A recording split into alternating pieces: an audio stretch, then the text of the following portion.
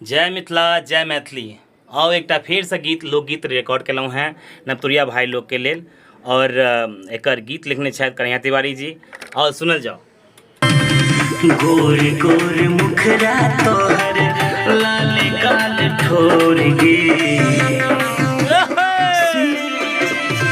गोर गोर मुखरा तोहर लाल काल ठोर गे, छे बाबा तू जान, छे बाबा तू जान, दिल चौक ठोर गे, छे बाबा तू जान, दिल चौक ठोर गे, छे बाबा तू जान।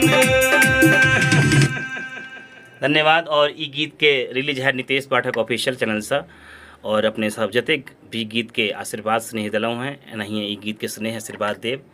धन्यवाद। जय मिथिला जय